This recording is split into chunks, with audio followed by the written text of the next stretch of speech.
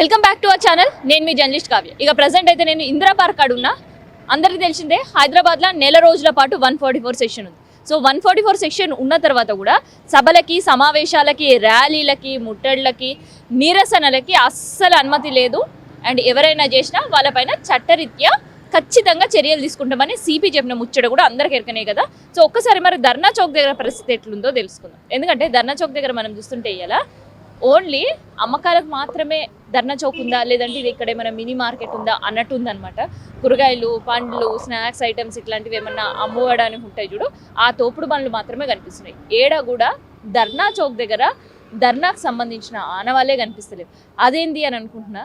ఎందుకు అని అంటే 144 సెక్షన్ పేరు మీద ఇక్కడ పర్మిషన్లు లేవు అని చెప్తున్నారు. కానీ సిపి ప్రెస్ మీట్ పెట్టి చెప్పినప్పుడు మాత్రం ఎవరైనా నిరసన వ్యక్తం చేసుకోవాలి, లేదంటే ఏమైనా కార్యక్రమాలు చేసుకోవాలనుకుంటే ఖచ్చితంగా ధర్నా పార్క్ దగ్గర మేము అనుమతిస్తాం, అక్కడ వెళ్ళి మీరు చేసుకోవచ్చు అని. సో అట్లా చెప్పిన ప్రకారమే ఆటో యూనియన్స్ వాళ్ళు వెళ్ళి తిరిగి ఒక వారం పర్మిషన్ తెచ్చుకున్నారు. ఆ రోజే రాహుల్ గాంధీ టూర్ తెలంగాణకు ఉండుతోటి వాళ్ళకి ఈజీగానే పర్మిషన్ దొరికింది. కానీ ఆ తర్వాత ఎవ్వరు పిఎస్కి వెళ్ళినా, లోకల్ పిఎస్కి వెళ్ళినా, డీసీపీ దగ్గరికి వెళ్ళినా, ఇంకెవరి దగ్గరికి వెళ్ళినా కూడా వాళ్ళకి పర్మిషన్లు దొరుకుతలేవు ధర్నా చౌక్ దగ్గర వాళ్ళ నిరసన వ్యక్తం చేయడానికి. సో ఇది నేను చెప్తున్న మాట కాదు. ఇక్కడ నిరసనకు సంబంధించి ఎవ్వరు నిరసన తెలియజేయాలి అనుకున్న వాళ్ళకి పర్మిషన్లు దొరుకుతలేవు. సో రీసెంట్గా సామాజికవేత్త బక్కా జర్సన్ 144 సెక్షన్ హైదరాబాద్లో అమలు చేయడం వల్ల హైదరాబాద్ ఇమేజ్ డ్యామేజ్ అవుతుంది. పెట్టుబడులకు ఎవరైనా రావాలి అనుకున్నప్పుడు రాని పరిస్థితి ఉంటుంది. శాంతి భద్రతలకు సంబంధించి ఇష్యూస్ ఉన్నాయేమో అని చెప్పి ఒక అపోహ ఉంటుంది. అందుకనే ఎత్తివేయాలి అని చెప్తూ ధర్నా చౌక్ దగ్గర ధర్నా చేయాలి అని అనుకున్నారు. సో ఈ క్రమంలో 144 సెక్షన్ ఉంది. సిపి చెప్పిన ముచ్చట ప్రకారమే వెళ్ళి పర్మిషన్కి తీసుకున్నప్పుడు పర్మిషన్లు లేవు. సో అది అట్లాంటి పరిస్థితి. సో అందుకనే ధర్నా చౌక్ దగ్గర మరి ఎందుకు అంటే 1 మంత్ వరకు 144 సెషన్ పెట్టినా నిరసనకి అనుమతి ఇస్తామని అధికారులు చెప్పినా ఒక్కరికి ఇచ్చి మిగతా పరిస్థితులకు ఇప్పుడు వరకు చూస్తే మరి ఏ సంఘాలు పోయినా, యూనియన్లు పోయినా వాళ్ళకి నిరాకరించే పరిస్థితే కనిపిస్తుంది అనమాట. సో ఒకప్పుడు ధర్నాలతోటి, నిరసనలతోటి కనిపించేది ధర్నా చౌక్, కానీ ఇవాళ అమ్మకాలతోటి కనిపించే పరిస్థితి వచ్చింది. సో ఒక్కసారి వీళ్ళతోటే మాట్లాడతాం. ఎందుకంటే ప్రతి ఒక్కరికి కూడా హక్కు వాళ్ళ నిరసన తెలియజేయడం కావచ్చు, అండ్ ఇప్పుడుండే సర్కారు వాళ్ళకి ఇచ్చిన హామీలను నెరవేర్చమని అడగడం కావచ్చు. సో ఇట్లా వాళ్ళు అడగడానికి హక్కు లేకుండా పోయింది ఇలా తెలంగాణ ప్రజలకి హైదరాబాద్ గడ్డ మీద. ఇదే ధర్నా చౌక్లో ఎన్నో వందలాది కాదు లక్షలాది ధర్నాలు చేసిన సందర్భం ఉంది. ఇదే ధర్నా చౌక్ కేంద్రంగా తెలంగాణ కూడా సాధించుకున్న ఘనత తెలంగాణ బిడ్డలకు ఉంది. కానీ ఈరోజు ధర్నాలు చేయాలంటే పర్మిషన్లు దొరుకుతలేవు. సో ఇది నేను చెప్తున్న ముచ్చట కాదు, ఇక్కడ ఉండే పరిసర ప్రాంతాలే మనకు అర్థమవుతున్నాయి. సో ఒక్కసారి ఇక్కడ ఉండే చిరు వ్యాపారులతో మాట్లాడదాం. ఎందుకంటే ధర్నాలకు అనుమతి ఉంది అంటే ఈడ వీళ్ళని బండ్లు పెట్టనియరు. ఎందుకంటే ఆ ధర్నాలతోటే ఇక్కడ ఉండే చౌక్ అంతా కూడా ఫుల్ టు ఫుల్ హడావిడి బిజీగా కనిపించేది. కానీ ఇలా బండ్లు కనిపిస్తున్నాయి మనకంటే ధర్నా చౌక్లకి ఎంతవరకు అనుమతి ఉంది అనేది మనకే అర్థమవుతుంది. సో మరి ఇక్కడ పెట్టుకున్న వాళ్ళతో కూడా ఒకసారి చిరు వ్యాపారులతో మనం మాట్లాడదాం. నీ పేరేందమ్మా? పీరమ్మమ్మ. సో ఎట్లుంది వ్యాపారం, ఎట్లుంది? గట్లందు డల్గా ఏమంతా వచ్చింది. ఈడ అమ్ముకోనాక ఏమన్నా మిగిలింది గల్లలు అమ్ముకుంటున్నాం, పోందేమనంటే చల్లిస్తున్నాం. వ్యాపారం డల్గానే ఉన్నది. వ్యాపారం డల్గానే. సో ఎన్ని రోజుల నుంచి కంటిన్యూగా ఈడ బండి పెట్టే అవకాశం దొరికింది మళ్ళీ నీకు? 20 ఏళ్ళు అవుతుంది దగ్గర పెట్టవాలి. ధర్నాలు ఉన్నప్పుడు ఇక్కడ పెట్టనిస్తారా బండ్లు? ఇప్పుడు పెట్టినే ఖర్చు అప్పుడు పెడుతుంటే అప్పుడు పెడుతుంటే, కానీ ఇప్పుడు ధర్నాలు పెడితే ఎలగొడుతున్నారు, పోతున్నాం ఎలగొడితే వ్యాపారం ఉండదు. ధర్నాలు ఉన్నప్పుడు వ్యాపారం మంచిగా ఉంటుండేనా అప్పుడు మీకు? ఇక ఉన్న కాడికి ఉంటుండే అప్పుడు గట్టనే, కానీ ఇప్పుడు మొత్తం ఎలగొడుతున్నారు, పోతున్నాం. ఇక అవి అయిపోయినాక పెట్టుకుంటాం. ఇప్పుడైతే ధర్నాలు లేవు. 10 రోజులకి వెళ్ళి బండి 10 రోజుల నుంచి పెడుతున్నారా? మరి పెడతాం, పెడుతున్నారు. నీ పేరేందన్నా? ఏమంటావు? ఇక సంత్రాలు అమ్ముతున్నాం.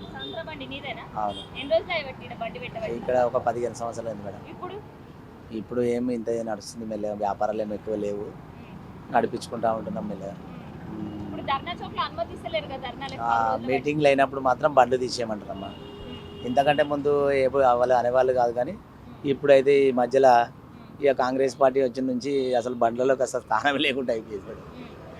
అప్పుడు కేసీఆర్ ఉన్నప్పుడు అయితే పక్క పట్టు పెట్టుకొని మన పోలీసులు మాకు సాయం చేద్దరు, బాబు పక్క పెట్టుకొని అమ్ముకోండి అమ్మా, ఇట్లా ఏం ప్రాబ్లం లేదండి. ఇప్పుడంటే ఇక ఆ మీటింగ్ ఒక అర్ధ గంట కాదు 2 గంటల ముందునప్పటి నుంచి మమ్మల్ని ఇక్కడ నుంచి దొబ్బేస్తారు.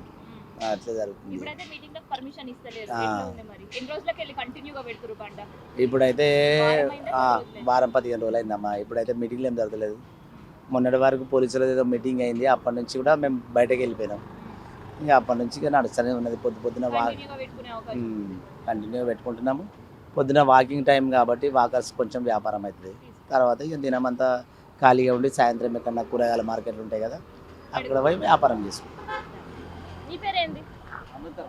మేము జామకాయలు రేణువన్లు పల్లికాయ అమ్ముకుంటాం. కానీ ఇక డిపార్ట్మెంట్ వాళ్ళు అయితే ధర్నా ఉన్నప్పుడు అందరిని నిలబెట్టినప్పుడు అందరం వెళ్ళిపోతాం. ఇప్పుడైతే ధర్నాలు లేవుగా. ఇప్పుడు ధర్నాలు లేవు కదా, ఎట్లుంది మరి? ఎన్ని రోజులకి వెళ్ళి కంటిన్యూగా పెట్టే అవకాశం దొరికింది?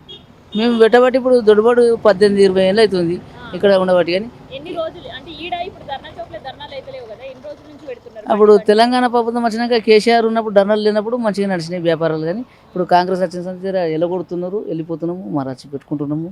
ఇక పోలీసులు ఎలగొడడానికి పోతున్నాము, మచ్చి మర పెట్టుకుంటున్నాము, అమ్ముకుంటున్నాము, జీవగారము గడుపుతున్నాము అంతా. అవుతున్నాయా మళ్ళీ ఈడ ధర్నాలు ఏమన్నా అవుతున్నాయా? మొన్నటి దాకా డిపార్ట్మెంట్ వాళ్ళది ఏమో ధర్నా అయితే అందరిని వెళ్ళిపోమంటే అంత గేట్ దాటి వెళ్ళిపోయినాము. ఇక పోలీసులు కూడా ఎంత చెప్పినా కానీ కూడా పట్టించుకోరు, తీయమని దొబ్బేస్తారు, బండ్లు దూసుకొని పోతున్నాం. ఇప్పుడైతే పర్మిషన్లు కూడా ఇస్తలేరుగా. ఎన్ని రోజుల బట్టి కంటిన్యూగా పెడుతున్నాం? వాళ్ళు మేము ఇప్పుడు 10 రోజులే 10 రోజులు. 10 రోజులు అయిందా కంటిన్యూగా? కంటిన్యూగా పడుతున్నాము 10 రోజులు.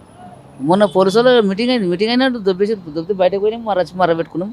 ఎన్ని ఇక రోజుల క్రితం మేము ముచ్చట అది? మొన్న వారం రోజుల కింద, వారమే. ఇక ఇప్పుడు ఏమదంటే ఇప్పుడు ఏం లేవు. వీళ్ళు ఏం సాయం చేయకొచ్చారు, వాళ్ళు ఏం సాయం చేయకొచ్చారు, గడుపుతున్నాం. ఇక జీవగారం గడుపుతున్నాం. ఇక దానికి పోతున్నాము, వచ్చినప్పుడు పెట్టుకుంటున్నాం. ఇక వాకింగ్ వాళ్ళు వచ్చి కొనుక్కుంటారు, అమ్ముకొని బతున్నాం. అంతేగాని అంతకని ఎక్కువ ఏం చేస్తలేము. మాకేమి ఎక్కడేం పనులు లేవు. ఇప్పుడు ఇది చేయబట్టి 20-25 ఏళ్ళు అవుతుంది. ఇక మరి ఒకప్పుడు ధర్నా చౌక్ లో ధర్నాలు అయ్యేటప్పుడు మిమ్మల్ని బండ్లు పెట్టినప్పుడు బిజినెస్ ఎట్లుంటుండే? బిజినెస్ మంచిగా ఉందమ్మా, బిజినెస్ మంచిగా ఉంటుంది. పొద్దుపూట అవుతుంది, బిజినెస్ మంచిగా ఉంటుంది.